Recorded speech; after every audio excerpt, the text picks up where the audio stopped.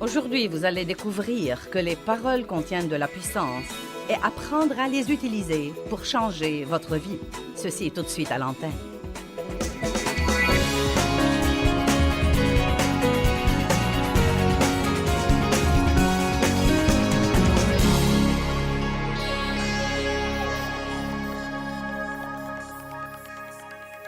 Je crois qu'il y a des messages que nous devons écouter tant que nous sommes vivants, au moins 2 ou 3 fois par an. Même si vous croyez que vous les connaissez, vous devez les écouter plusieurs fois. Et parmi ces messages, les messages sur la pensée, les messages sur la vie dans le fruit de l'esprit sont parmi ces messages aussi, et l'importance de manifester ce fruit. Et il y a des tas de ce genre de messages, mais l'un d'entre eux est l'enseignement sur la bouche. L'enseignement sur la puissance des paroles. Ça me stupéfie. J'y pensais aujourd'hui. Combien d'années je suis allée à l'église? Non, mais des années et des années, sans jamais écouter un message sur la puissance des paroles. Jamais, pas une seule fois. Donc, j'attristais le Saint-Esprit tout le temps. Je disais des choses qui entravaient complètement les anges qui, d'après la Bible, sont envoyés pour aider les héritiers du salut. Je disais des choses qui les empêchaient complètement de m'aider. Je ne savais pas ce que je faisais parce que personne ne me l'avait dit. Maintenant, il y a probablement des personnes ici ce soir qui n'ont jamais entendu parler de ce que je vais vous enseigner. Beaucoup d'entre vous en ont déjà entendu parler, mais une des choses les plus difficiles, sinon la chose la plus difficile à laquelle nous sommes confrontés tous les jours, c'est d'essayer de contrôler notre bouche.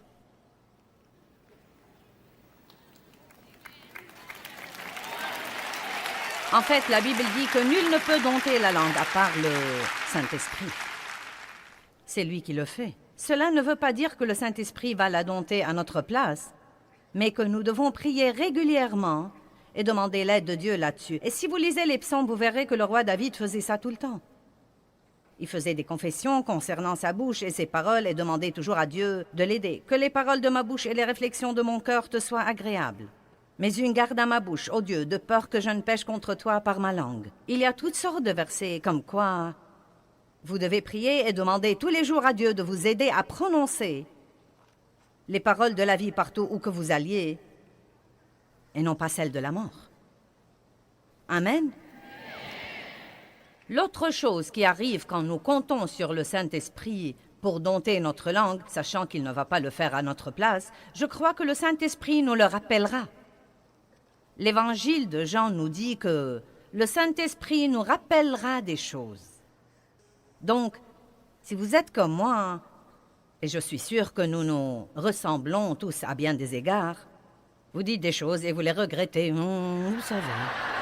Mais si vous vous fiez à Dieu pour vous aider, quand vous dites des choses que vous ne devriez pas dire, vous commencez à avoir une conviction là-dedans que vous devez vraiment, faute d'une autre façon de le dire, vous taire.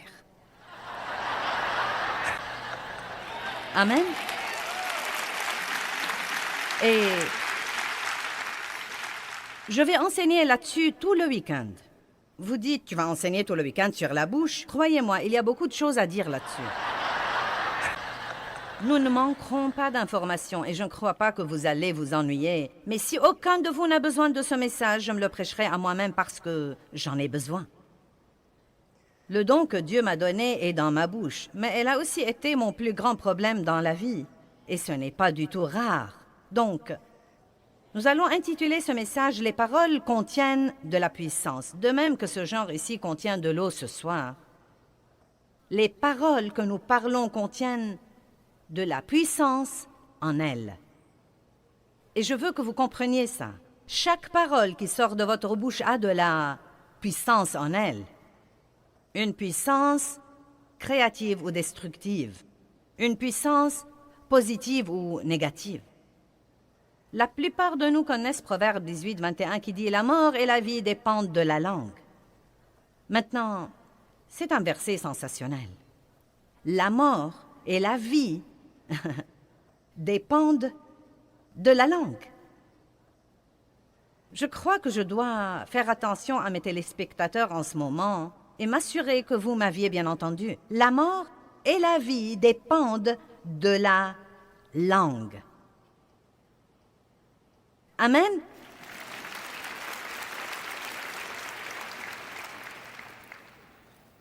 Et la Bible dit que... Elle nous dit en fait que nous mangerons du fruit de nos paroles, soit pour la vie, soit pour la mort.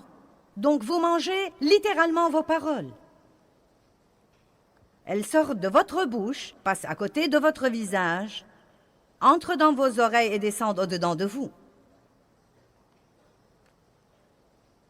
Donc nos paroles affectent non seulement les autres, mais elles nous affectent également. Maintenant, je crois que nous sommes tous assez intelligents pour comprendre que nous pouvons soit dire quelque chose à quelqu'un qui le rende heureux, soit qui le rende malheureux.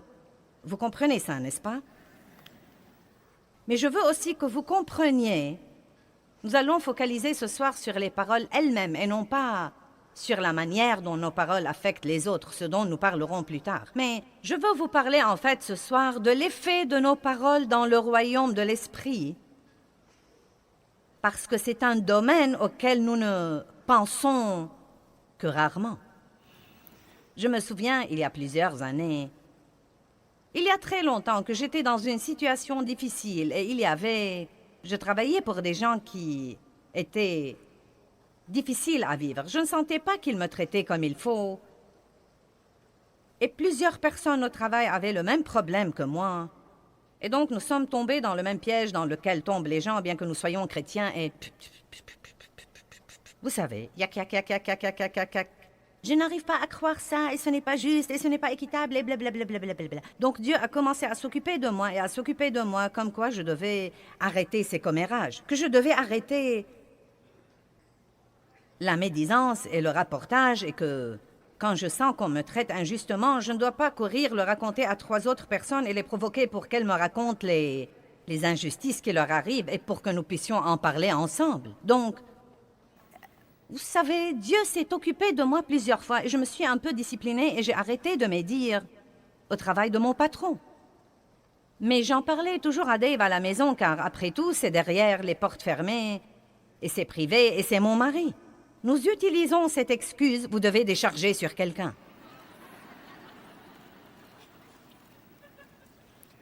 Et donc, Dieu a commencé à s'occuper de moi là-dessus et il m'a dit... Et ce qu'il m'a dit m'a tellement impressionné. Il m'a dit, Joyce, il ne s'agit pas tant de la personne à qui on se confie que des paroles elles-mêmes. Et où que tu sois dans ton problème, moi je t'écoute.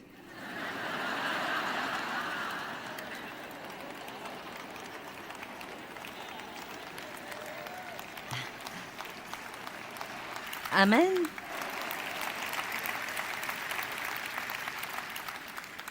Je vais vous dire quelque chose pour illustrer, et je vais le répéter plusieurs fois ce week-end.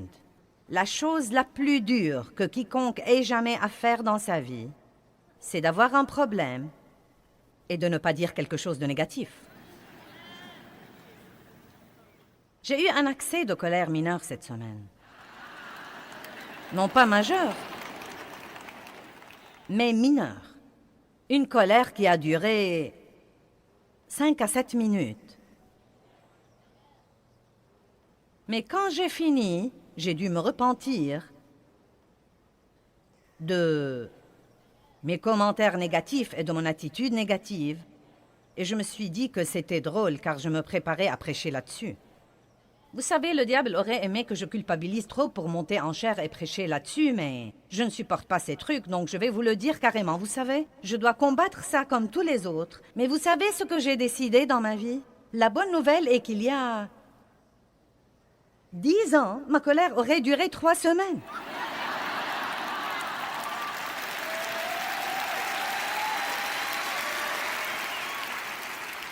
Donc, je ne suis pas là où je devrais être, mais Dieu merci, je ne suis plus là où j'étais autrefois. Je fais des progrès. Et vous savez, quand nous piquons une crise de colère, nous disons les choses les plus stupides qu'on puisse dire. Non, mais des trucs vraiment stupides. Par exemple, « Personne ne m'aime ».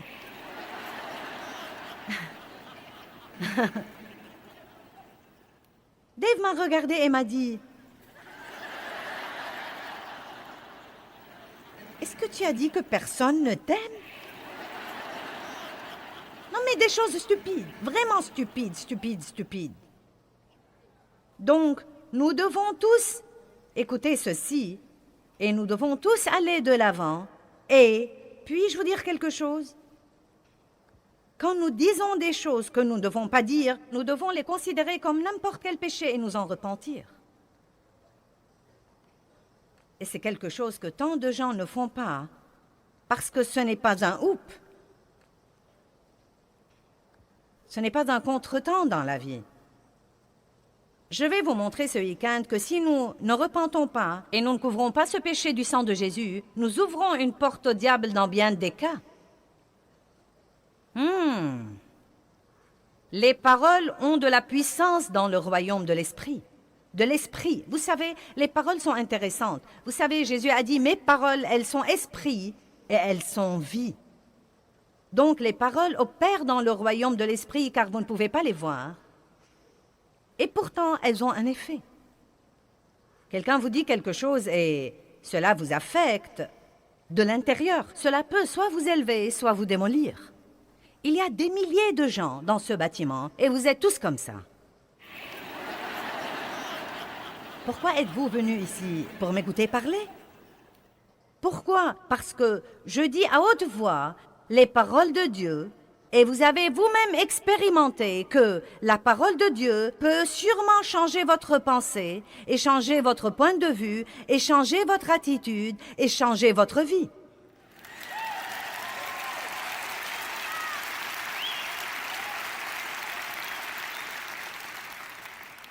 Dieu nous a donné un don qui est très précieux, sa parole. La parole de Dieu est le plus grand don que nous ayons. Et que vous le sachiez ou non, vous avez déjà écouté beaucoup de la parole ce soir. Nous avons chanté la parole, nous avons exhorté avec la parole. Même quand je vous ai parlé de notre matériel spirituel, j'ai dit que ce matériel contenait la parole pour que vous puissiez le prendre chez vous sur une bande et continuer à être élevé et changé. La Bible nous dit que Dieu a un bon plan pour votre vie, mais que votre pensée doit être complètement renouvelée par la parole de Dieu pour voir ce plan se réaliser. Je rends grâce à Dieu pour sa parole. 2 Corinthiens 3, 18 dit, « Si vous demeurez dans ma parole, vous serez transformés et changés en l'image de Dieu, de gloire en gloire en gloire. » Jésus dit, « Si vous demeurez dans ma parole, vous connaîtrez la vérité, et la vérité vous affranchira et vous libérera. » Il y a tant de merveilleuses promesses concernant la parole.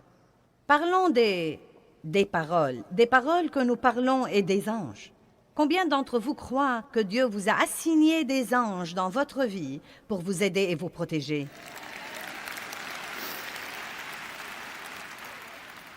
Nous n'y pensons pas assez.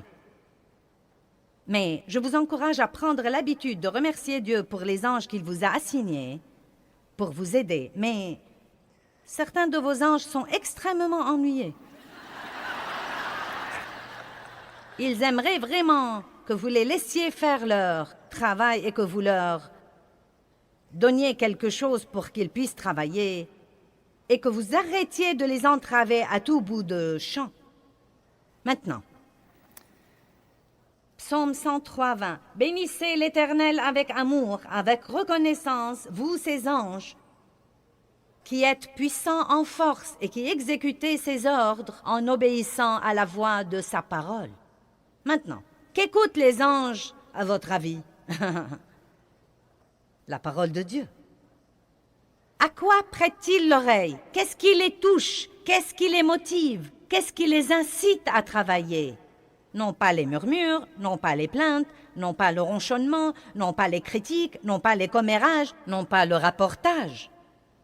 La parole de Dieu. Ils prêtent l'oreille à la parole de Dieu. Hébreux 1,14 dit que ces anges ont été donnés par Dieu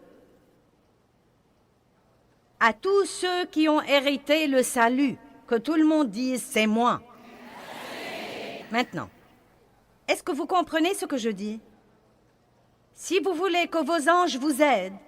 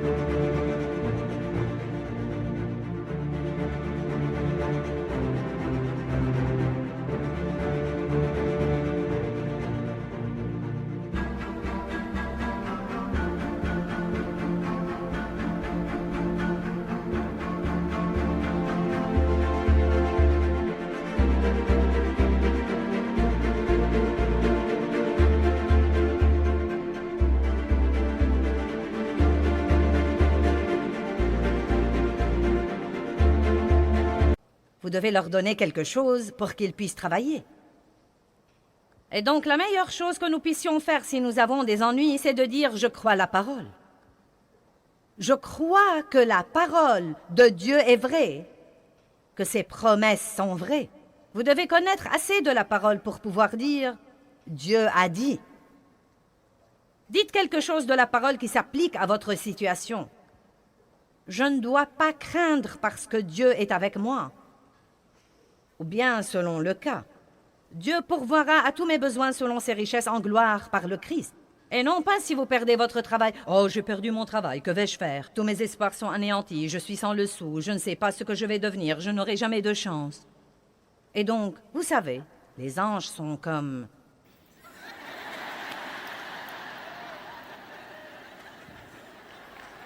Allez, donne-nous quelque chose pour pouvoir travailler. Est-ce que vous comprenez? Veux-tu me donner un petit quelque chose pour que je puisse travailler? Dis quelque chose pour que je puisse travailler. Vous pourriez donc essayer de dire quelque chose comme « Bien, j'ai perdu mon travail. Cela ne me transporte pas de joie, mais je crois que Dieu a un meilleur travail pour moi. Et je crois que quand je sortirai chercher du travail, j'aurai la grâce du Seigneur partout où que j'aille. Je me fie complètement à Dieu, j'ai des anges. Seigneur, libère-les et laisse-les ouvrir des portes pour moi en ce moment. Ces anges seront heureux parce qu'ils pourront vous aider et travailler pour vous. Amen. Maintenant, je vais vous le dire en avance. Quand vous êtes vexé, bon sang, c'est dur. Parce que tout en vous veut parler de ce que vous ressentez.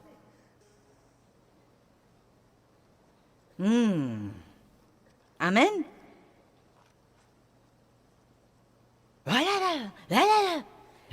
J'en ai vraiment assez. Et si vous avez quelqu'un autour de vous qui essaye de vous calmer, vous aurez envie de le gifler. Non. Et je vais vous dire ce que je déteste.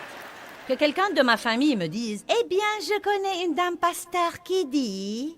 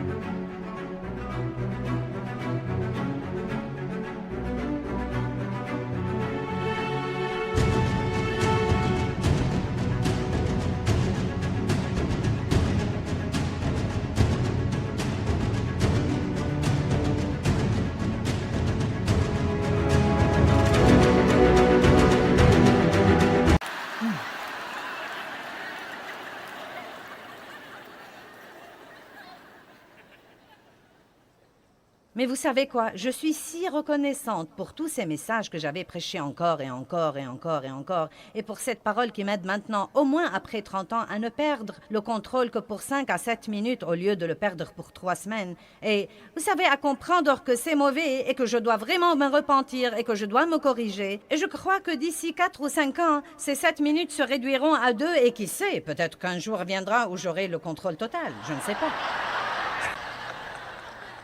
Mais c'est peu probable tant que je suis dans ce coup charnel, mais je vais vous dire une chose. Je ne veux pas une bande d'anges paresseux qui me suivent partout sans rien faire, parce que je les entrave constamment avec les trucs stupides que je dis. Je veux que vous compreniez ceci. Les paroles ont de la puissance dans le royaume de l'esprit et Dieu vous a donné de l'aide. Il vous a assigné des anges et les anges ne sont pas de petits gros bébés avec des ailes. Non, mais les dessins que nous voyons des anges, non, mais sont si ridicules. Oh! Je ne le crois pas. Non, mais ce sont des anges puissants, guerriers, qui mesurent 3 mètres et demi à 4 mètres et demi. En fait, je vais vous raconter une histoire. Vous pourriez la croire si vous avez assez de foi. Je n'ai pas vu ça, mais je crois l'homme qui l'a raconté, car je ne pense pas qu'il savait assez pour l'inventer. Un homme est venu à une de mes réunions à Phoenix avec sa femme. Il n'était pas croyant. Il est venu... C'était son cadeau d'anniversaire à sa femme. Il l'a amené, il est venu avec elle. Et... pendant la louange et l'adoration, elle a dit qu'il a commencé à sangloter. Et elle lui a dit, « Qu'est-ce qui te prend? » Il lui a dit, « Tu n'as pas vu ça? Tu n'as pas vu ça? » Et elle lui a dit, « De quoi parles-tu précisément? » Il a dit, « De toute façon, l'histoire ressemble à ça. Je portais du blanc ce soir-là, et quand je suis sortie... » Écoutez, maintenant... Quand je suis sortie, a-t-il dit, tous ces hommes très grands sont en fait sortis avec moi et ils étaient tous vêtus en blanc également. Il a dit, je n'y ai pas trop pensé, j'ai cru que c'était la chorale. Et donc il a dit, quand Joyce est montée en chair pour prêcher, pour dire quelque chose, chaque fois qu'elle venait dire quelque chose, tous ces types la suivaient et venaient et formaient un demi-cercle autour d'elle. Mais il a dit qu'il retirait ses épées et qu'ils étaient au garde à vous.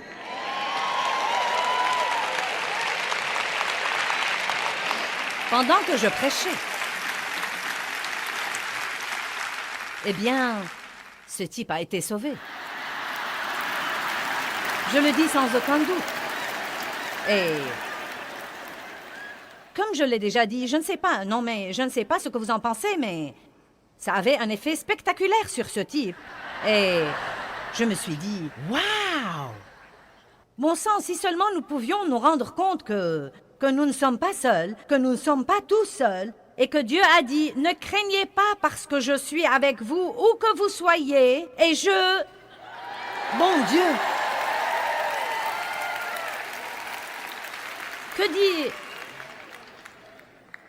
Que dit-il là? Écoutez. Écoutez avec soin, car il ordonnera à tous ses anges de t'accompagner et de te défendre et de te garder dans toutes tes voies d'obéissance et de service. Et ils te porteront sur les mains de peur que ton pied ne heurte contre une pierre. Tu marcheras sur le lion et sur l'aspi, et tu fouleras le lionceau et le dragon. Wow! Mais n'oublions pas le psaume 103:20. Il prête l'oreille à la parole. Nos paroles ont donc un effet dans le royaume de l'esprit. Philippiens 2 dit, « Travaillez à votre salut avec crainte et tremblement. » C'est dans Philippiens 2, 12 et 13. Travaillez à votre salut avec crainte et tremblement. Travaillez à, et non pas travailler pour. Travaillez à votre salut avec crainte et tremblement. Puis il dit, non pas par votre force, Mais Dieu vous aidera à le faire. Maintenant, cela veut vraiment dire que quand nous sommes régénérés, Dieu vient demeurer au-dedans de nous. Et une graine de tout ce que Dieu a pour nous est mise au-dedans de nous. Cette graine est l'Esprit de Dieu. Jésus-Christ vient vivre en nous.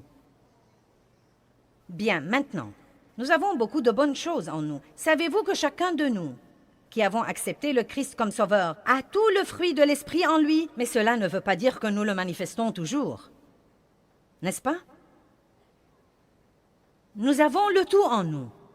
Il est en nous. Eh bien, la Bible dit que nous devons le manifester. Il doit entrer dans notre pensée, entrer dans notre attitude. Vous voyez, cette vie merveilleuse qui est en nous doit entrer dans notre pensée pour nous apprendre à penser différemment. Elle doit entrer dans notre attitude et nous devons apprendre à avoir une attitude différente. Eh bien, il y a plusieurs années, Dieu m'a parlé un jour et il m'a dit « Écoute, Joyce, il est temps que ta bouche soit sauvée. »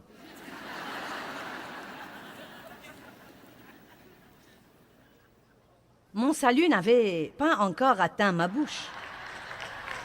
Qui sait ce que je veux dire par là? Vous voyez? Je n'avais pas l'air sauvé. Je ne parlais pas comme si j'étais sauvé. J'avais toujours une bouche charnelle. J'étais régénéré. Oui, je serais allé au ciel. Ça n'a rien à voir avec mon salut. Mais ça a vraiment beaucoup à voir avec ce que Dieu peut faire pour moi en cours de route pour le ciel. Vos paroles et mes paroles ont beaucoup à voir avec le genre de vie que nous vivrons sur terre pendant que nous attendons le retour de Jésus-Christ pour nous prendre avec lui au ciel.